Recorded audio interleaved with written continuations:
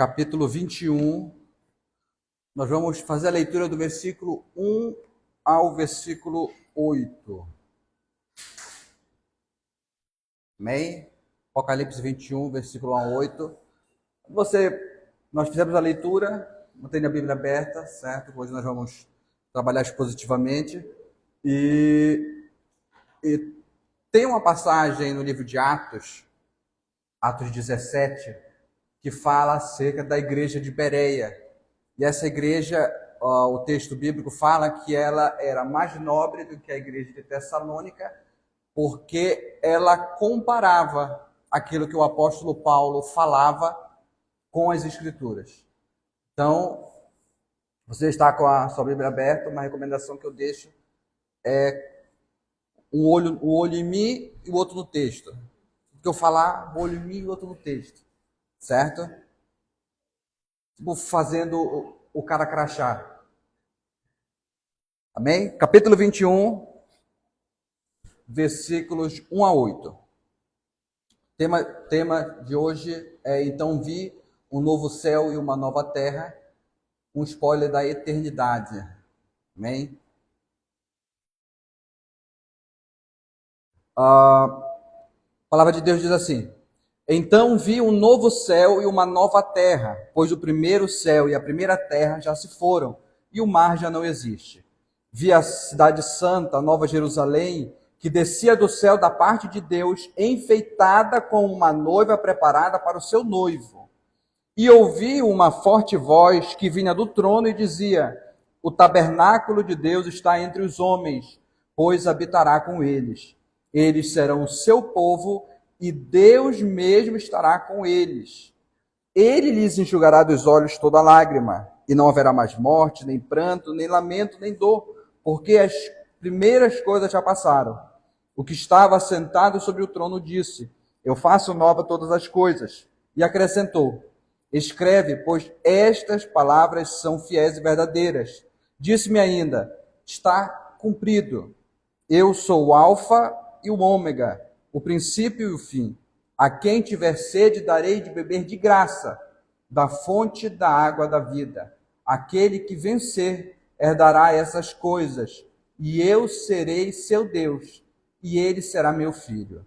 Mas, quanto aos covardes, incrédulos, abomináveis, homicidas, adúlteros, feiticeiros, idólatras e todos os mentirosos, a sua parte será no lago ardente de fogo e enxofre, que é a segunda morte. Amém? Vamos orar. Senhor nosso Deus, queremos nesse momento pedir a tua graça para me expor a tua palavra com fidelidade e amor ao teu nome, Senhor. Que nós possamos aprender aquilo que tu tem a nos ensinar em nome de Jesus. Dê-nos um coração aberto para recebermos a tua palavra hoje e sempre. Amém. Amém?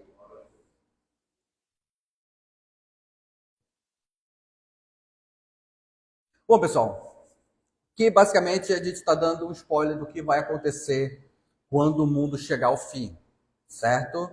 Então, aqui nesse texto que nós lemos, aqui a cortina, já se fecharam as cortinas, certo?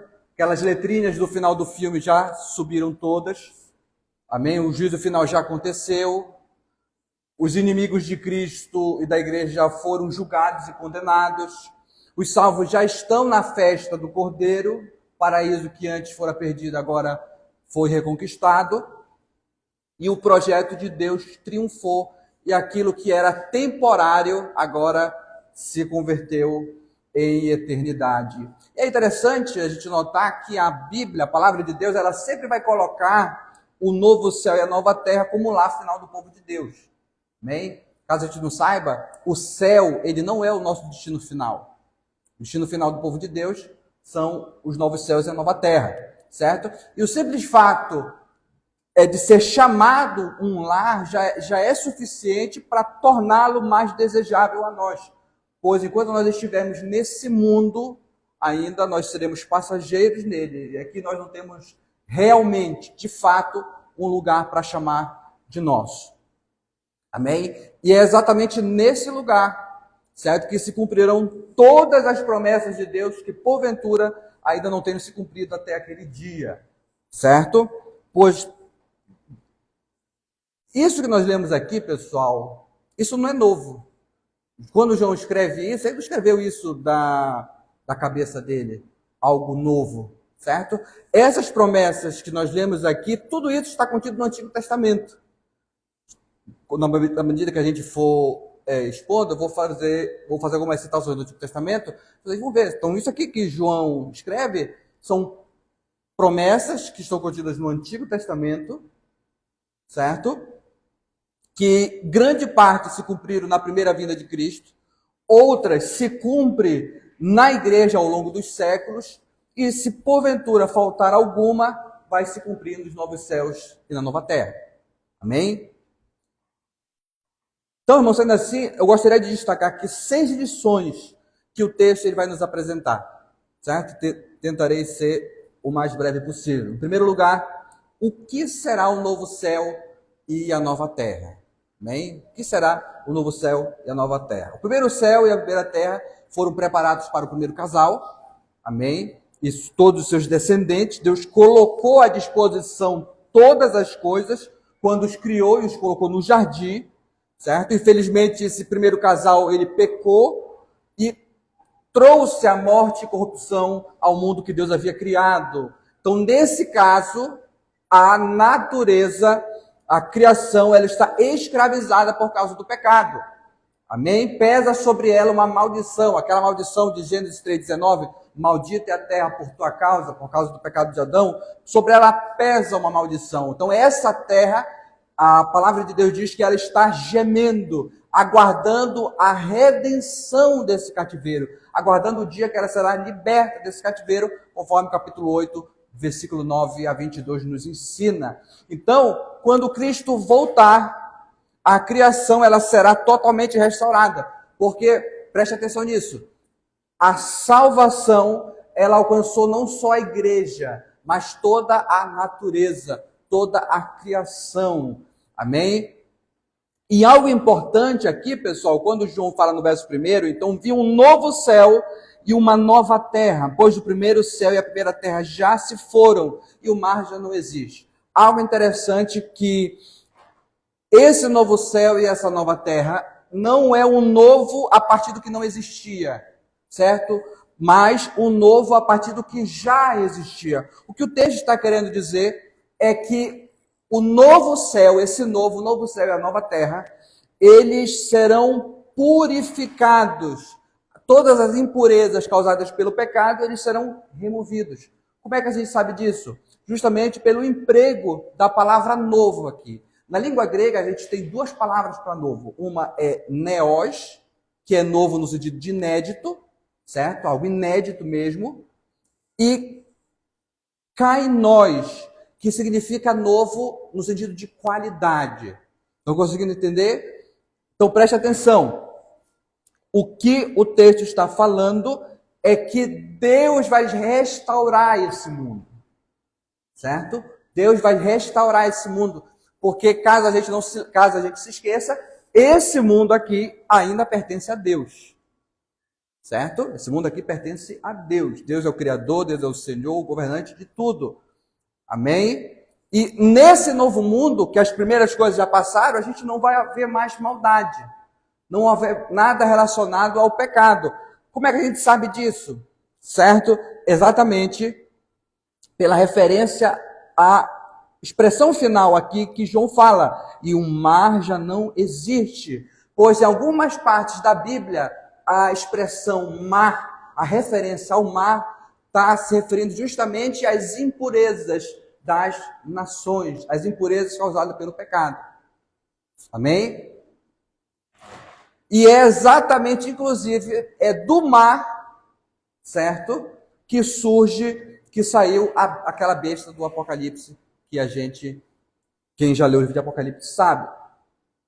Amém? Então, é isso que será o novo céu e a nova terra. Em segundo lugar, a igreja estará para sempre na presença de Deus. Versos 2 a 3.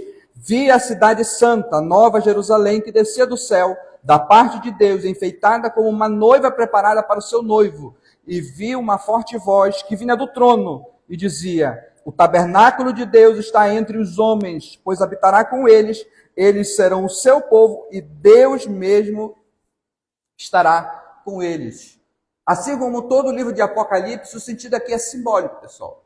Certo? O sentido é simbólico. O que João está descrevendo aqui é uma imagem da igreja glorificada, a igreja sem pecado, composta pelos salvos em Cristo de todos os tempos, de todas as épocas, aqueles que foram comprados pelo sangue do Cordeiro, aqueles que foram amados pelo Pai e selados pelo Espírito Santo, eles estão descendo do alto, certo? Provavelmente aqui uma referência à igreja glorificada, para habitar na terra restaurada. Então, o novo céu e a nova terra nada mais é do que um lugar preparado para um povo preparado. Amém? E olha só que interessante, certo? No Antigo Testamento, Deus havia habitado no templo, certo? Deus habitou no tabernáculo, habitou no templo. No Novo Testamento, Deus passa a habitar no coração do crente, daquele que crê em Jesus Cristo. Mas quando Deus restaurar todas as coisas, Deus habitará para sempre com o seu povo. E aqui que está a glória da igreja. Nós seremos mergulhados com a imensidão do amor de Deus. E é nesse dia, que essa promessa terá o cumprimento total daquilo que Jesus Cristo veio fazer. Amém? Daquilo que começou com Cristo. Cristo, quem é Cristo? Cristo, a Bíblia fala que ele é o Emanuel, Deus conosco. Então, nesse dia, nós teremos o verdadeiro cumprimento dessa realidade. Deus conosco, literalmente. Não haverá mais separação entre céu e terra. E aquela promessa de Abacuque 2,14, de que a terra se encherá do conhecimento da glória do Senhor, terá o seu cumprimento.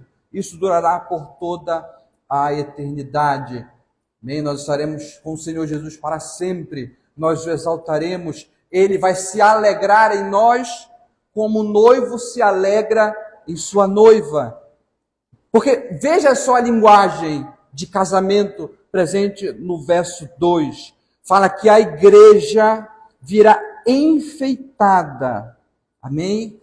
Enfeitada. E se você voltar um pouco mais, esses enfeites aqui, certo? São as boas obras dos santos que eles vão carregar. É a pureza da igreja, é a santidade da igreja, que ela sem pecado para encontrar-se com o seu noivo que é Cristo.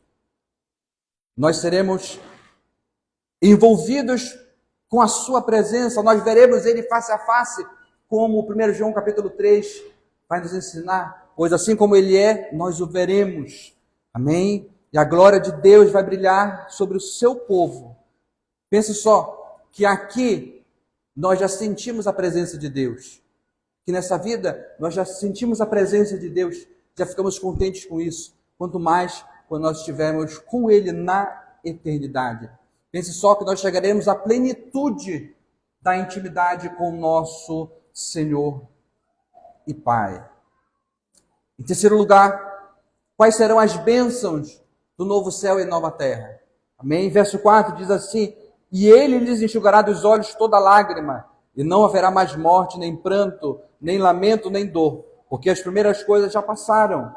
Sem dúvida, pessoal, que a bênção principal do novo céu e da nova terra vai ser a união íntima, direta e sem barreira com o nosso Deus e Salvador. Mas juntamente com essas bênçãos, seguirão também outras grandes bênçãos também. Notem que no novo céu, certo? No novo céu e nova terra, Deus enxugará dos olhos toda a lágrima. Lágrimas aqui que representam toda a tristeza humana, tudo aquilo que foi a causa do sofrimento do seu povo. É importante frisar isso, porque a consolação aqui é para o povo de Deus. Amém? Consolação aqui é para o povo de Deus. Qual é a causa mais terrível de nossas lágrimas, senão a morte? Qual é a causa mais terrível de nossas lágrimas, senão a morte. Mas, olha só o que diz aqui, mas na presença de Deus não haverá mais morte. Lembrando que a morte é o último inimigo a ser vencido. Só que na presença de Deus não haverá mais morte. Por quê? Porque a morte ela será destruída. Ela não vai ter o poder mais de nos atingir. Amém? E não somente a morte será destruída, mas também será destruída a dor, o pranto, o lamento, pois tudo isso faz parte da primeira criação, essa que nós estamos vivendo agora. Mas na presença de Jesus, com o seu povo, tudo isso será eliminado de maneira definitiva. Amém? De maneira definitiva. A vida, ela não, talvez a gente não consiga conceber isso, certo? Mas a nossa vida não estará mais escravizada pela nossa inclinação ao pecado, certo? Pois o pecado, que é a causa de tudo de ruim que existe nesse mundo, será removido. Todos os traumas psicológicos, sentimentos de culpa, inveja, ciúme, intriga, ódio, tristeza, amargura, todas as doenças e a própria morte não mais existirá. Porque todas essas coisas vão desaparecer das nossas vidas e Deus, o nosso Deus, vai nos consolar para sempre. E aqui, lembra que eu falei que tudo isso aqui são cumprimentos, são palavras que estavam no Antigo Testamento? Duas passagens, Isaías 25, verso 8, diz assim, aniquilará a morte para sempre, e assim o Senhor Deus enxugará as lágrimas de todos os rostos, e tirará de toda a terra a humilhação do seu povo, porque o Senhor o diz. Isaías 35, verso 10, e os resgatados do Senhor voltarão e irão para Sião com júbilo, e trarão alegria eterna sobre a cabeça, alcançarão felicidade e alegria, e a tristeza e o pranto fugirão deles. Promessas contidas no Antigo Testamento. Amém? Em quarto lugar, Deus, ele é o autor dessas promessas. Amém? Deus, ele é o autor dessas promessas, verso 5.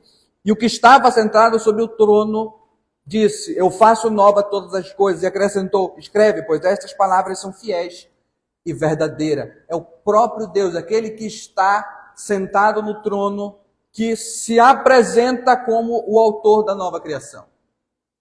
É Ele quem fala e é Ele quem cumpre as suas promessas. É Ele quem faz nova todas as coisas.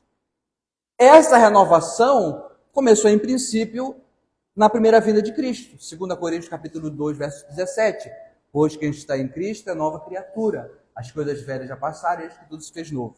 Então, em parte, essa restauração já começou na primeira vinda de Cristo. Vai se completar na sua volta. Amém? E esse ato vai incluir todas as coisas. E João aqui recebe a instrução para escrever essas palavras, pois, como diz o texto, elas são fiéis e verdadeiras. Deus, ele deixou registrado isso num livro para uso contínuo do seu povo, até que tudo isso se cumpra. Amém? Nós podemos confiar nisso que está escrito, pois Deus, que não pode omitir, nos deu garantias dessas coisas, ao nos dar o seu Espírito Santo. Efésios capítulo 1, verso 13, diz assim, nele também vós, tendo ouvido a palavra da verdade, o evangelho da vossa salvação, e nele também, querido, foste selado com o Espírito Santo da promessa, que é a garantia da nossa herança, para a redenção da propriedade de Deus, para louvor da sua glória. Amém? Em quinto lugar, porque a igreja vai morar no novo céu e na nova terra. Versos 6 e 7. 3 pontos a gente pode dar destaque aqui. Primeiro, é porque Deus ele já completou toda a obra da salvação. Verso 6, parte A. Disse-me ainda, está cumprido. Eu sou o alfa e o ômega, o princípio e o fim. As coisas que João fala, relata, que escreve aqui para nós, são coisas que João viu, elas já estavam feitas. O texto não diz assim, disse-me ainda: está para se cumprir. Ou se cumprirá, não, o texto diz: está cumprido. Amém? Está cumprido. A gente cooperou com alguma coisa aqui? Não, não cooperamos com nada. Não cooperamos com nada para a nossa salvação. Deus fez tudo do começo ao fim. Porque aqui nesse texto, Deus está olhando o fim. Deus está nos dando o spoiler do fim, não do começo. Mas o spoiler do fim. Deus está comprometido com a salvação do seu povo. E ao contrário das experiências humanas, que são falhas, são incertas, os propósitos de Deus para a salvação do seu povo, eles são tão certos, mas tão certos, que é como se ele já tivesse acontecido. Amém? Então, o futuro para aqueles que creem em Jesus não é incerto. Mas aqui nós estamos falando das promessas de Deus, certo? Aquelas promessas que estão registradas. Não são aquilo que nós dizemos no nosso próprio coração que é a promessa de Deus. Na verdade, não são, certo? Nós podemos ter segurança naquilo que foi registrado. Amém? Essas promessas que têm o sim de Deus. Essas promessas que têm o aval de Deus. Que têm a aprovação de Deus. Que nós podemos nos apegar porque elas irão acontecer. Amém? Segunda razão do porquê a igreja morará nos novos céus, no novo céu e na nova terra. Verso 6 é porque Deus é gracioso. Certo? Ele diz: a quem tiver sede darei de beber de graça da fonte da água da vida. Os sedentos bebem de graça. Quem são os sedentos aqui, pessoal? Somos nós. A igreja. Certo? Todos aqueles que buscam a Deus, encontram. Todos aqueles que vêm a Cristo, Ele quer que Ele diz: de modo nenhum jogarei fora, mas Ele os acolhe não por méritos, mas pela sua graça. E aqui preste atenção, que promessa é essa? Que promessa? Deus promete dar graciosamente a vida eterna a todos os que se chegam a Ele por meio de seu Filho. O próprio Senhor disse: quem beber da água que eu lhe der, nunca mais terá sede. Pelo contrário, a água que eu lhe der se tornará nele uma fonte de água a jorrar para a vida eterna. Terceiro lugar, terceira razão aqui do porquê a igreja vai morar no novo céu e nova terra, é porque ela permaneceu fiel. Amém? Verso 7. Aquele que vencer herdará essas coisas, e eu serei seu Deus, e ele será o seu filho, e ele será meu filho. E aqui, pessoal, temos um encorajamento para que a gente não confunda a doutrina da graça de Deus, da segurança que nós temos em Cristo, como uma licença para continuarmos no pecado, uma licença para continuarmos pecando. Porque aqui nós temos um encorajamento para lutarmos até o fim contra o pecado, o diabo e o mundo. Pois quem é o vencedor mesmo aqui? Aquele que persevera até o fim. Amém? É aquele que persevera até o fim. É esses que herdarão. É esses que darão sinais de que a fé deles eram verdadeiras. Amém? É esses que dão sinal. Aqueles que venceram. 1 João, capítulo 5, verso 1, diz que é pela fé que nós vencemos o mundo. Amém? É pela fé. Fé em quem?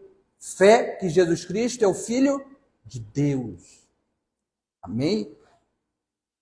E antes que a gente lembre aqui, que olha aí, nós herdaremos o céu pelas nossas obras, porque nós vamos perseverar. Veja só, que isso não é por mérito, certo? Não é por mérito. Por quê? Capítulo 21, verso 27, diz que só participarão dessas coisas aqueles que estão escritos no livro da vida do Cordeiro. Amém? Não é por obras nós iremos habitar. É por graça. Por quê? Porque esse livro da vida do Cordeiro, a Bíblia fala que ele foi escrito antes da fundação do mundo. Antes de Deus ter criado todas as coisas, ele existia. Amém? Em sexto e último lugar, temos aqui a condenação dos descrentes, verso 8. Mas quanto aos covardes, certo? Quanto aos covardes, incrédulos, abomináveis, homicidas, adúlteros, feiticeiros, idólatras e todos os mentirosos, a sua parte será no lago ardente de fogo e enxofre, que é a segunda morte. Quem são os covardes? Aqui eu vou tentar ser bem breve aqui na descrição de cada um deles, de acordo com o texto bíblico, certo? Lembrando, pessoal, que aqui o sentido, o significado deles aqui, eu não estou dando da minha cabeça, certo? Eu acho que covardes é isso, eu acho que... Não, isso aqui, o texto, o sentido dele no original grego vai trazer o significado do que esse grupo aqui realmente significa, certo? Os covardes aqui, pessoal, são aqueles os indecisos, certo? Aqueles que temem o perigo e fogem das consequências de confessar o nome de Cristo. Amém? E aqueles são pessoas que estão convencidas da verdade, certo? Mas eles preferem não se comprometer. Eles preferem ficarem na sua, certo? Eles têm medo de perder os prazeres do mundo. Não importa se é um prazer bom ou ruim, eles têm medo, certo? Eles têm medo de serem perseguidos, de serem motivo de chacota no trabalho, na faculdade, na escola, certo? Entre os amigos. Eles têm medo disso. Não têm coragem de assumir que pertencem a Cristo.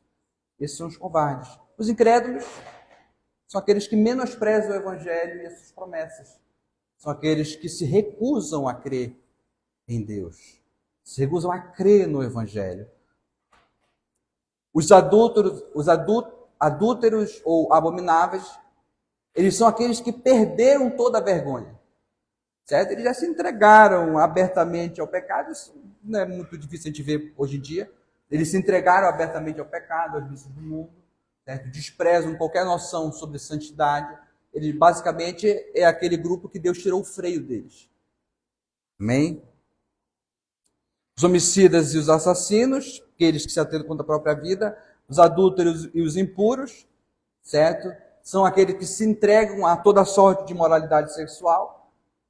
Isso não é à toa que isso vem crescendo em nossos dias, devido à grande baixa da moralidade, certo? O consumo de pornografia vem aumentando, a infidelidade conjugal vem sendo ensinado como basicamente prova de amor, sexo fora do casamento é recomendado como prova de afeição, e a sociedade contemporânea vai basicamente Sodoma e Gomorra parecer de cidades puritanas. Amém? Essa realidade que a Bíblia nos traz. Feiticeiros são aqueles que praticam o ocultismo, certo? Os que invocam os mortos, certo? Os demônios desprezam ao Senhor e a sua lei. Os idólatras aqui, pessoal, novamente, idolatria não está relacionada apenas com a adoração de imagens, certo? Porque a idolatria é um pouco mais profunda na Bíblia. Por quê? Porque o ídolo ele nasce no coração. Amém? É onde nós pomos a nossa confiança, o sentido da nossa vida, a nossa esperança. O ídolo se dá quando nós construímos, certo? Uma vida inteira ao redor de uma felicidade temporal, uma felicidade criada, certo? De modo que, se isso nos for tirado, nós vamos entrar em desespero. Então, sendo assim, idolatria pode ser qualquer coisa. Um ídolo pode ser qualquer coisa. Tudo aquilo que nós colocamos no lugar de Deus em nosso coração. E preste atenção, isso é mais fácil do que a gente imagina. É mais fácil e muito mais fácil nós colocarmos qualquer coisa no lugar de Deus. É muito fácil mesmo nós tirarmos Deus do trono do nosso coração e colocarmos qualquer outra coisa. João Calvino falava que o coração humano é uma fábrica de ídolos. Tem noção? Todo dia o seu coração, o meu coração está produzindo ídolos constantemente. Pois é. E os mentirosos, a própria palavra diz, são aqueles que falam uma coisa e não cumprem. certo? Faz uma coisa, são aqueles que não se pode confiar. Sobre eles a ira de Deus se manifestará implacável. A eles cabe o quê? O lago ardente de fogo e enxofre, que é a segunda morte. Amém? Essa é a perdição eterna, por causa dos seus pecados. Às vezes, pessoal, eu já me deparei com gente falando, ou li sobre, que é o argumento, por que a pena vai ser eterna se eu cometi apenas um pecado? Ou por que a pena é eterna se eu, vamos botar o seguinte, se eu cometi 1000 pecados ao longo da minha vida, por que a minha pena vai ser eterna? É porque a penalidade, porque a perdição é eterna. Certo? Porque, pessoal, todo pecado, ele é cometido contra um Deus eterno. Logo, a pena deve ser proporcional ou de acordo com a natureza daquele contra quem todo pecado é cometido. Por isso que a pena é eterna. Entende? Se você cometer um pecado contra Deus, certo? Você está cometendo contra um Deus eterno. Por essa razão que a pena é proporcional à natureza daquele contra quem todo pecado é cometido. Amém? E agora, irmãos, gostaria de trazer aqui algumas aplicações para as nossas vidas, com base nessas palavras que nós vimos aqui.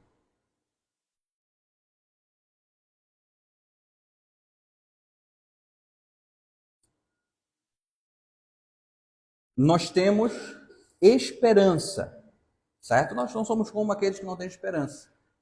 E a nossa esperança, ao contrário da esperança do mundo, é uma esperança que não pode nos ser tirada. Amém? Ela não pode nos ser tirada. Nós temos esperança para suportarmos todo e qualquer tipo de sofrimento que nos venha aqui nessa vida. E sem dúvida, todos nós estamos passando ou passamos por algum momento difícil, perdemos familiares, nós esperamos talvez a pior dor que existe, que é a dor do luto, certo? Mas preste atenção nessa promessa que nós lemos hoje aqui. Deus promete enxugar dos nossos olhos toda lágrima. Deus promete enxugar dos olhos toda lágrima. Vai chegar um dia. Por isso que a Bíblia orienta nós suportarmos as provações desse mundo com vistas no futuro, certo? Porque Deus, ele promete enxugar dos olhos toda a lágrima. Vai chegar um dia em que Deus vai trazer plena consolação ao seu povo. E não somente para a dor do luto, mas para qualquer tristeza que passemos nesse mundo. Amém? Então nós podemos confiar e descansar o nosso coração nessas promessas que nós vimos hoje. E agora eu gostaria que você prestasse atenção numa coisa. É que o consolo final, certo? O consolo final e pleno ainda não é para essa vida. Aqui ainda nós não teremos consolação plena, embora seja verdadeira, mas ainda não será plena. De fato, Deus, ele derrama as suas consolações sobre nós diariamente, as suas eternas consolações, e são consolações verdadeiras. Mas elas ainda não são plenas. Ainda não são completas, por assim dizer.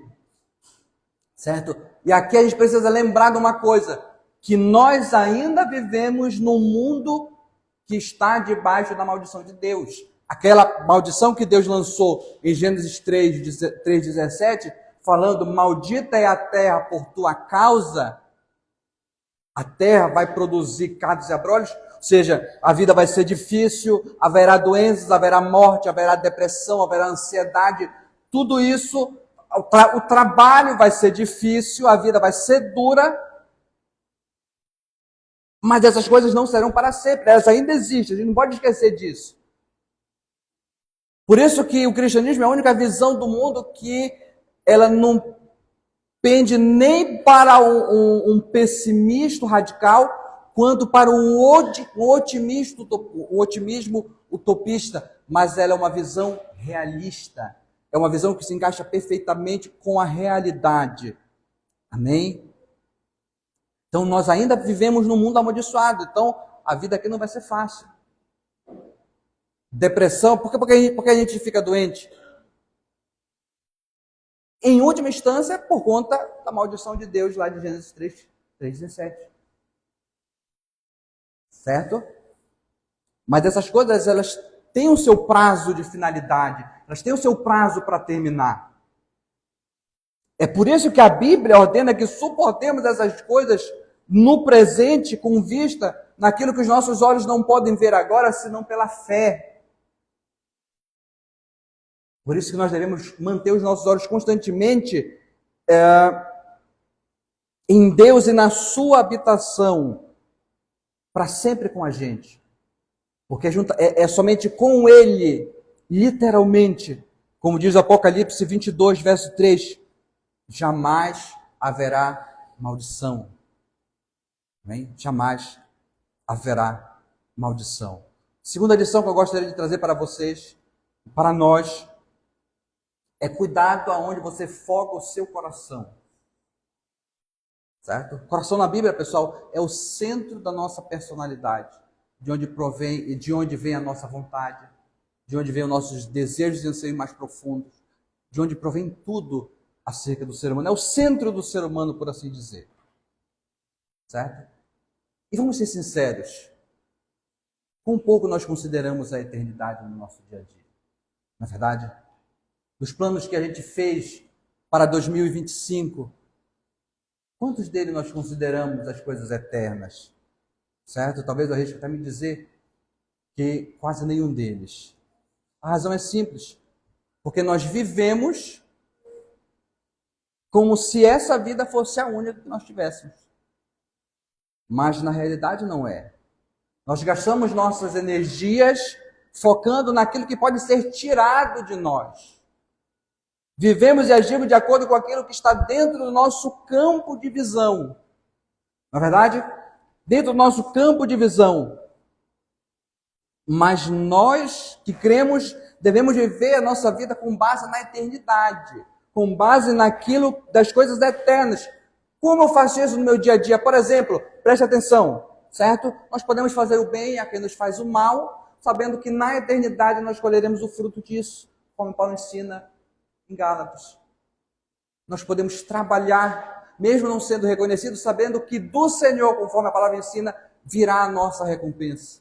Então a gente pode viver, certo? Viver nesse mundo colocando a nossa vida, o nosso olhar nas coisas eternas, certo? Então pense bem onde é que você coloca o seu coração. Se em coisas eternas ou se em coisas temporárias. Se em coisas que têm o seu prazo de validade contado ou se em coisas que durarão para sempre. Pois lembre-se daquilo que o Senhor Jesus disse: aonde estiver o teu tesouro, ali estará também o teu coração. Amém? E a terceira e última lição, que eu termino basicamente em forma de pergunta para a gente refletir. Como é que você sabe que tudo isso que nós lemos aqui será seu? Qual é a base da sua certeza de que você habitará no novo céu e na nova terra? Talvez você possa dizer o seguinte: ninguém pode ter certeza dessas coisas. Ninguém pode ter certeza que vai ter todas essas coisas. Mas se eu disser que é possível? E se eu disser que é possível? Mas por que eu falo que é possível? Porque a Bíblia fala que é possível nós sabermos. A Bíblia fala que é possível nós sabermos. Certo? Então, como é que eu sei que essas coisas serão minhas na volta de Jesus? Como é que eu sei? Primeira coisa é se pergunte se você creu realmente em Jesus Cristo como seu Senhor e Salvador.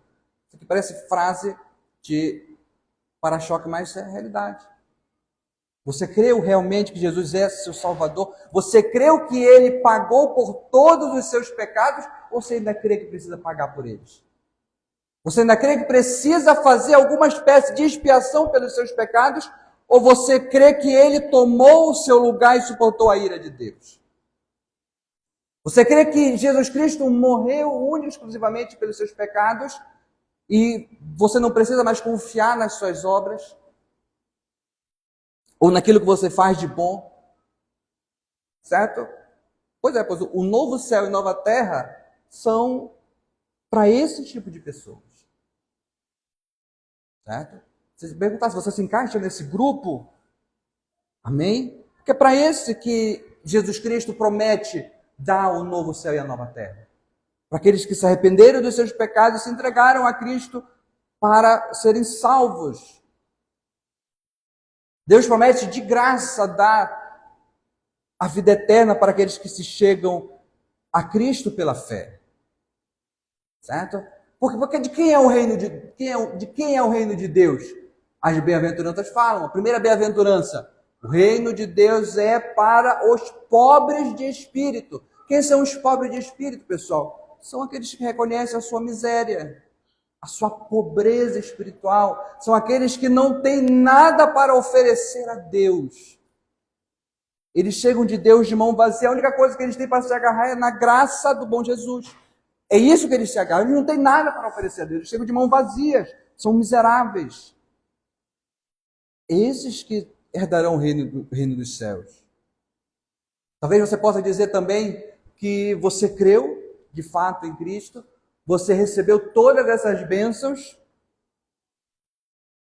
Mas reflita nisso. Quais provas você mostra de que recebeu essas bênçãos? Certo? O que eu quero dizer é que aqueles que irão habitar nos novos céus e nova terra mostram isso da maneira como vivem. Isso é fato. Como? Por meio da obediência à palavra de Deus. Na verdade, por meio da obediência à palavra de Deus. Por exemplo, a palavra de Deus fala não minta. Efésios 4, 25. Aí você vai lá e mente. Provavelmente você tenta achar uma desculpa para o seu pecado, para a sua mentira. Não é só uma mentirinha insignificante, certo? Mas essa mentirinha insignificante foi responsável por crucificar o teu Senhor. Essa mentirinha que nós contamos no nosso dia a dia, Cristo também morreu por ela. E nós contamos no nosso trabalho, com os nossos amigos, Cristo também morreu por elas. A Bíblia fala para a gente não guardar mágoa e rancor dos outros. A gente vai lá e guarda. Não é verdade? Poderia destacar vários outros exemplos aqui. Eu não estou falando, pessoal, que nós não vamos pecar ou nem sequer que nós não pecaremos mais. Mas sim que o pecado deve ser algo que não é mais tolerado em nossas vidas. Algo que nós não amamos, pois o verdadeiro crente, presta atenção nisso, não é aquele que não peca mais. É aquele que não tem mais prazer no pecado. Porque talvez aí que esteja o nosso grande problema. É que nós pecamos e isso não pesa mais em nossas consciências. Nós mentimos. Qual foi a última vez que nós sentimos pesar na consciência por conta de uma mentira pequena que nós contamos? Nós normalizamos essas coisas.